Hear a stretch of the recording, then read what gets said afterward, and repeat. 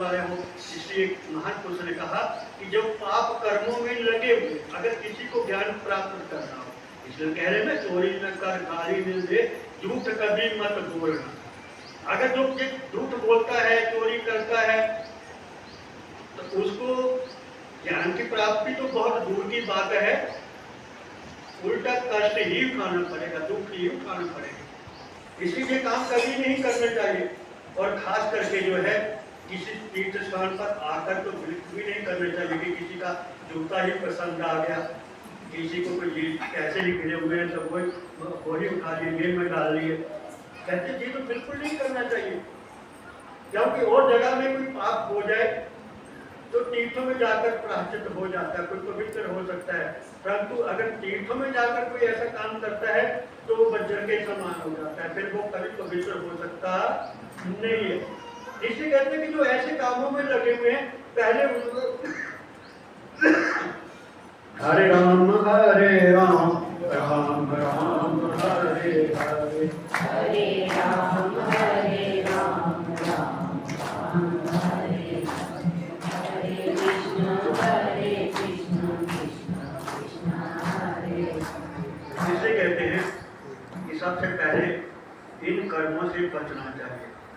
क्या करना चाहिए? करना ही हो तो फिर पुण्य कर्म करने चाहिए। कहते हैं जब पुण्य कर्म करने लग जाओ तो ये नहीं कि उसी में बस भूल जाओ, क्योंकि ये भी माया है, ये भी बंधन का कारण होता है कि हम हर साल यज्ञ करते हैं। जैसे कई लोगों को तीर्थ जाना है तो हर साल जाना ही जाना। जैसे बाबा बालकनाथ के लोग आते हैं, एक को 100 साल हो गया, 100वां चाल रहा, कोई 50वां चाल रहा, तो हम उससे निवृत्त नहीं होते। ऐसे यज्ञ इतना भंडारा, 101वां भंडारा, तो कहते हैं कि इससे भी हमें निवृत्त होना चाहिए, क्योंकि इससे अहंकार आदि जब होता है, जैसे में कहते हैं कि करने नहीं चाहिए। जब तक बोध ना हो तब तक, अगर करने भी हो तो फिर निष्काम भाव से कि चलो पैसा है तो उसको लगा देते हैं,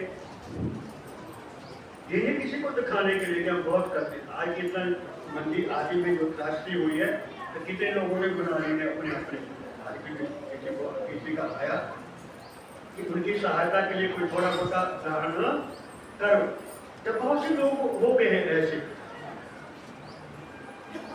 तो ऐसे जो है कुछ स्वार्थ को त्याग करके हमारे पास है तो जो दे देते हैं, और वो भी उनको पहुंचे लाभ तो तब है, कहीं जो आपको प्रेरणा करने वाला है वो ही थोड़ी बीच में ही घेरा करी कर जाए। इसलिए कहते हैं कि उससे भी निवृत्त हो जाना चाहिए, केवल भगवान को पाने की लालसा ही रह जानी चाहिए। कहते कि जिन्होंने पा लिया फिर उसको क्या करना चाहिए? कहते कि जिनको अभी नहीं पाया, जिनको अभी नहीं बोध हुआ, उनके लिए सहायक बना जाना चाहिए। उनको ज्ञान कैसे हो, उनकी सहायता करनी चाहिए। जैसे धन आदि से हम सहायता करते हैं, ऐसे ज्ञान के द्वारा हम उनकी सहायता कर सकते हैं कि जैसे हमको हुआ वैसे ही उनको हो सकता है। ऐसी बातें बताने से, ऐसे सूत्र बताने से जो है, ये भगवान की ये ऐसी परंपरा है, ऐसी उनकी लीला है। इसलिए मैं कह रहा था कि नचिकेता के पिताजी यज्ञ कर रहे थे, यज्ञ करते थे, परंतु एक बार उन्होंने विश्वजीत यज्ञ किया, और विश्वजीत यज्ञ में क्या था कि सब कुछ दान करना होता है जो उनके पास है। तो वो दान कर रहे थे, उनमें गाय भी उनके पास जीत रही थी, तो सभी गाय दान कर रहे थे, बीच में बूढ़ी गाय भी थी। तो नचिकेता को भी अच्छा नहीं लगा। कई बार संतान तो बड़ी अच्छी होती है जो अपने माता पिता को भी बता दे कि कौन सा काम करना चाहिए, कौन सा नहीं करना चाहिए। ऐसे पिता के आगे बोलना भी हिम्मत नहीं कि लोगों की प्रति। तो नचिकेता को भी ऐसा भाव नहीं था, परंतु पिता को वो समझाना चाहते थे कि देखो जो आप कर रहे हो तो ये ठीक नहीं है। ठीक का मतलब ये नहीं कि यज्ञ बुरा है या दान बुरा है, परंतु जो बूढ़ी गाय दान कर रहे थे वो ठीक नहीं था।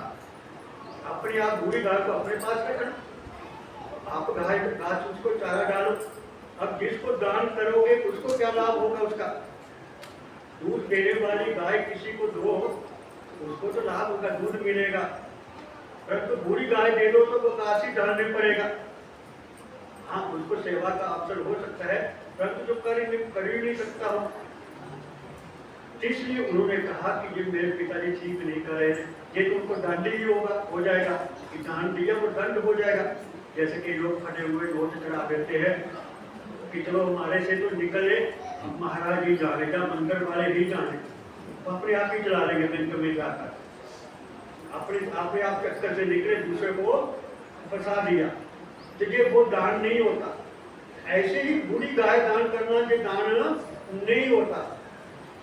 तो इसलिए जो है नचिकेता ने अपने पिता को कहा, सीधे तौर पर नहीं कहा कि पिताजी ये क्या कर रहे हो, उन्हें कहा कि आप सबको दान करना है, इसलिए गाय देख दान कर रहे हो, मैं भी तो आपका धन हूँ, मैं भी आपका बेटा हूँ, आप मुझको किसको देंगे, उसको दान करना है आपने। तो पिताजी को पढ़े लिखे थे कि ये कहाँ बोल रहा है, पता लग सकता है कि कोई कहाँ बोल रहा है, सबको तो नहीं पता लगता। एक दिन कोई कथावाचक बोल रहा था, कहते ताश खेलने से किसी को कोई आज तक कुछ मिला, बाद में मेरे को टाइम हो गया, मैं कहा मुझको तो मिल गया, बोलना हरी हो। तो सबको तो नहीं ताश खेलने से उसका टाइम ही बर्बाद होता है, परंतु जिसको मिला उसको तो पता है कि नहीं चाहिए कि मुझको कुछ मिला, वो भी हैरान हो गए कि ये क्या करेंगे, ताश से किसी को मिला तो है नहीं आज तक कुछ भी। मैंने कहा कि आपको जिसको मिलना है उसको हर जगह से ही मिल जाता है। जैसे कहाँ थे, जहाँ मिलना था, कुछ आनंद मिलना था तो मिल गया। कोई कह थोड़ा सकता था कि पहाड़ी में किसी को आनंद मिलेगा, जो पहाड़ वाले सोचते कि ये तो दांडे ही है, ये तो लड़की या कोई लड़की नहीं तो देकर आ रही, पढ़ा लिखा भी लड़का हो तो लड़की नहीं देते, तो कौन जाएगा, कैसे भेजेंगे कि बच्चे नहीं आते टाइम पर, फिर पानी नहीं मिलता। परंतु हमें जहाँ भी सब कुछ मिल गया, पानी आदि मिलने की तो बात अलग है, परंतु जो आनंद ऐसा मिला जो कभी भी घटने वाला नहीं होता। एक आनंद ऐसा होता है कि थोड़ी देर के लिए होता है आनंद, एक ऐसा आनंद होता है जो कभी घटने वाला नहीं होता, चाहे कितना भी नुकसान हो जाए। जैसे पहले हमने जहाँ से कुआं निकाला, फिर नीचे कुआं निकाला, नीचे बोर निकाला, फिर पार की जमीन बोर निकाला, 4-5 ऐसे तो कोई दुखी भी हो जाए। तो मैंने कहा ठीक है, जो उसकी इच्छा है, राजी है उसमें जिसमें तेरी रजा है, जहाँ जो भी बाबा है और वो भी बाबा है। अर्थात ऐसी स्थिति जब होती है तभी आनंद मिलता है। एकदम किसी को ऐसा थोड़ा कि जब दे दिया कि केले का प्रसाद है कि मिल ही जाएगा, नहीं, इसके लिए तो फिर सहन शक्ति भी होनी चाहिए। मान अपमान भी सहन करना, मान तो सभी सहन कर लेते हैं, अपमान सहन करना बहुत मुश्किल होता है, परंतु जो अपमान भी सहन कर लेता है, अनुकूल परिस्थितियों में तो सभी प्रसन्न रहते हैं, प्रतिकूल परिस्थितियों में जो प्रसन्न रहता है उसी पर ऐसी कृपा होती है। तो ये सत्य बात है, इसलिए हमेशा तैयार रहना चाहिए। अगर उस ज्ञान को प्राप्त करना चाहते हो, उस आनंद को प्राप्त करना चाहते हो, तो फिर दोनों स्थितियों में एक जैसे रहना चाहिए। सुख दुख दोनों संकर जानो, और मान अपमाना हर्ष शोक से रहे अतीता चिन्ह जब तक पहचाना। जो दोनों स्थितियों में एक जैसा रहता है उसी को ये ज्ञान की उपलब्धि होती है। इसलिए मैं ये कह रहा था कि ताश से मुझको क्या मिला, चाहे वो आदत ऐसे ही पढ़ने लोगों को देख कर, तो परंतु धीरे धीरे क्या होने लगा कि मुझको थोड़ा सा ज्ञान होने लगा। ज्ञान का मतलब ये नहीं कि आत्मज्ञान की बात है, तो वो बात कह रहा था कि कोई कहाँ बोल रहा है पता लग जाता है। तो ताश में क्या होता था कि जब बहुत बारीकी से आप ध्यान से जो देखता है सबको ध्यान भी लग जाता, ताश खेलने वालों का सबका नहीं लगता, वो पता नहीं, पर मेरा लग जाता था। मैं देखता रहता कि दूसरे आदमी के पास कौन से पत्ते हैं। ताश में यही तो होता था कि इसके पास क्या है। तो धीरे धीरे वो जो बात हुई, उसके बाद वही जो आदत बनी थी, अब पता लगता कि जब कोई बोल रहा तो पता लगता कि कहाँ कोई बोल रहा है, इसकी स्थिति क्या है, ये कहाँ कितने के पानी में, जैसे उसको सीधे शब्दों में कहते हैं कितने के पानी में। जैसे फिर कोई बोल रहा था, कथा बात की था, कहते कि मुझे प्रहलाद और ध्रुव की कथा से क्या कुछ नहीं मिलने वाला, ऐसे आप जो है दान करो तब कुछ मिलेगा। दुखियों के लिए दान करो, गाय सब गायों वालों को दान करे। मैंने कहा भी कथा करने के लिए है और कहीं भी आपकी कथा से कुछ मिलेगा नहीं है। एकदम समझ आ गया कि इसको अभी तक कुछ मिला नहीं है, नहीं तो मिलता ही कथा से, कथा से ही तो हमको पता लगेगा। अब भागवत की कथा लोग करते तो है, परंतु जिसमें लोगों को मनोरंजन होता है वही कथा करते हैं, परंतु कथा से तो दोनों ही चीजें पता लगता है। श्रुत्वा धर्म विजानाति श्रुत्वा त्यजति दुर्मति। इन कथाओं को सुनने से ये भी पता लगता है कि क्या हमें करना चाहिए, क्या नहीं करना चाहिए। जैसे गजार आदि की कथा है, उसमें क्या है कि पूर्व के जन्म में उन्होंने अहंकार पूर्वक जो है भजन किया, तप किया, मनमानी से। कह रहा था कि ये नहीं होता, संतों के वाणी को गुरु इसलिए कह देते हैं कि जिससे हमको कुछ अच्छी शिक्षा मिले।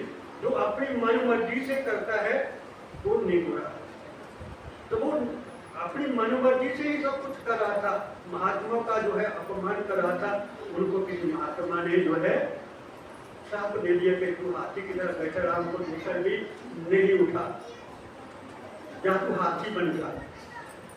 परंतु हाथी के शरीर में जाकर जब उन्होंने भगवान की स्तुति की तो भगवान मिल गए। जिसे चाहे पूर्व में हमने क्या किया हुआ है, और इस जन्म में चाहे किसी भी शरीर का जो जन्म है उस समय में भगवान का भजन कर लो तो हमारा कल्याण होता है।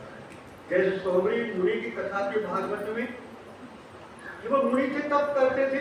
एक दिन वो नदी के किनारे भजन कर रहे थे तो वो मछलियों को देख रहे थे, क्योंकि आंखें खुली ध्यान करनी कहते कि आंखें बंद करके ध्यान करना चाहिए, बाजों के साथ करना चाहिए आंखें बंद करके, ताकि बाहर कोई चीज ना मिल दिखे। आंख कान